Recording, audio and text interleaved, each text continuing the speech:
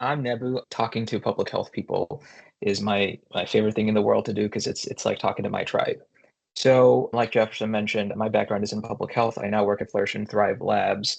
Prior to that, I was at the St. Louis County Department of Public Health. And here's a picture of me and an old mentor of mine doing some vaccine outreach, which was just a real treat during the COVID pandemic. Well, treat is the wrong word. It was something during the COVID pandemic, as I'm sure many of y'all can relate to. We have a tradition at Coffee and Connect of starting a lot of these presentations with clips from The Office. So if you've never seen The Office is a show about a paper company and Steve Carell plays the character of Michael Scott.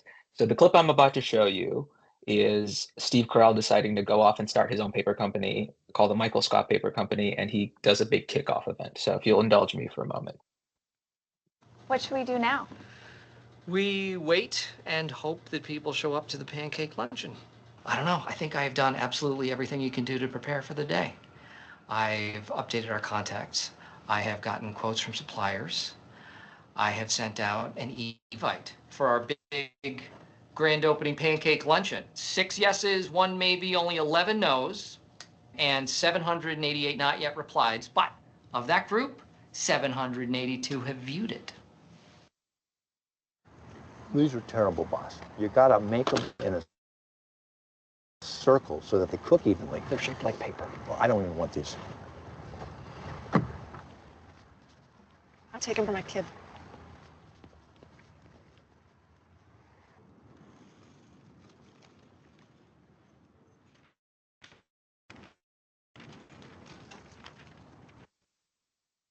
So thank you all for indulging me on that. So in this clip, Michael, in his in his infinite wisdom, thinks that the key to success was this big splashy pancake luncheon. But really, he completely missed the mark in understanding what his target audience actually wanted or needed. What And should we do? I don't know if any of y'all have had that experience. I know I have of like putting on a health fair and showing up and there's only 3 people there, or maybe no people there, or just putting the wrong thing out into their community. And I think there's this like if you build it, they will come mentality that affects that is in operation in a lot of public health. I know kind of fell victim of it, and so this is Kevin Costner in Field of Dreams, where he builds the baseball field. That's where that quote comes from. And I think too often public health folks, we have a tendency to believe that like public health is a good thing, and it is, but our audience may not agree with that, which is why I don't think we can rely on that if they build it, they will come. And if we do, it's how you build the it, right? It has to be, especially right now with shifting customer and community expectations, that sort of approach just grounded in that this is right seems to not be as effective. And I think, I spend most of my time speaking to public health departments. The single biggest thing we hear over and over and over again is that our community doesn't trust their public health department. And I wonder if some of y'all have had that experience too. And COVID really placed this unprecedented strain on our public health infrastructure, but before that, it was long underinvested in. Combine that with the sort of really polarized nature of what public health became over the last few years, and it doesn't really make for a great current state. And so now I imagine many of you are faced with this really daunting task of rebuilding the trust, re-engaging people, and meeting your community where they are. And I think it's time that we all kind of think through what can be other ways. And so the rest of this presentation is kind of a hypothesis. It's discussions that I've had with some of my colleagues, and I would just love some grace from y'all and that we co-create something together. So I'm going to put some ideas out there, and I really hope that it's really meant to generate some discussion in the breakout groups, and I'm really looking forward to that. So I, a couple of months ago, took a course in Salesforce, which is a customer relationship management system, and they talk about the concept of a sales funnel. So if you've never seen this before, it's just what it does is it maps a customer's journey from not knowing about a product to making a sale, which is buying the thing, buying a widget. So let's say, it could be a hamburger, it could be a computer, whatever. So the sales funnel has a few different stages. The first is awareness, and then all the way to the decision at the bottom, which refers to buying, making the decision to purchase. So the sales funnel is the stages, and then a sales pipeline is what theoretically is supposed to be done at each level of that funnel. So if people don't know about your product, you generate leads and you try to build awareness of it. You try to meet with them and initiate contact to build interest, gauge their intent in buying your widget, and that could be through a demo or a meeting. You negotiate, ultimately close a deal. And we navigate this constantly, whether we realize it's not, with a lot of the products that we buy.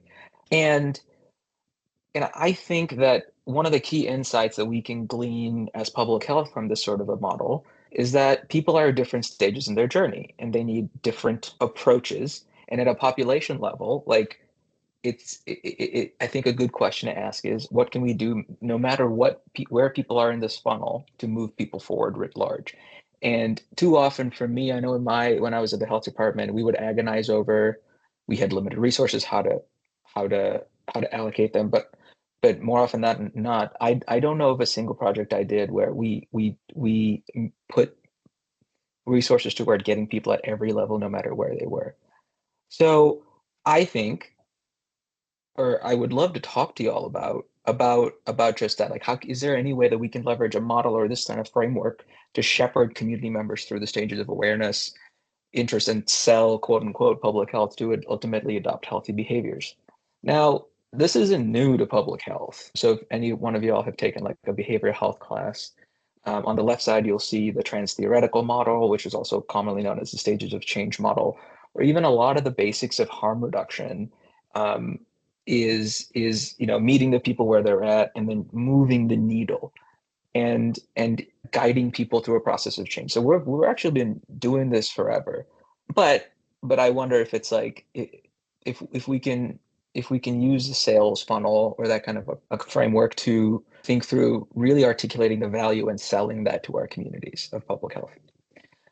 Then I want to share one more concept, which is slightly different, which is the idea of a marketing funnel. So a marketing and a sales funnel are similar but slightly different. So marketing funnel is really focused on building awareness and developing loyalty in the long term. So I imagine y'all have a grocery store that you go to regularly. And like Trader Joe's is a great example because Trader Joe's has like a fanatic customer base. And I never heard of Trader Joe's until I got to college. There was my roommate took me to Trader Joe's. I fell in love with the fact that like I didn't have to buy in bulk, and like even though it was more expensive, I would buy the Trader Joe's dumplings. And now I still love Trader Joe's. I probably shouldn't shop there as much as I do, but here we are. And and I wonder, if instead of having people go from 0 to 60, can we get them to awareness? And for the people that are awareness, can we get them to consider coming in, getting a vaccine, taking our call for a case investigation or whatever? And then long term, build loyalty. And and it and I think, we need to learn how to see the long game here sometimes, where like the loyalty, if we get 10 people, those 10 people are great. So let's get those 10 people and then move on to the next 10, if I'm making sense. But so so why now? I think there's a couple of things here. So the first and foremost thing is that your community, your customers, your clients, whatever you want to call them, have now grown accustomed to highly personalized consumer-centric experiences in in their every other area of their life. So why not us? The second thing is, I've talked with some people about, like when I was at St. Louis County, we had, from COVID, we had 500,000 people's data. Trader Joe's would pay so much money to get that level of data, but we just have it because that's what we do for our communities.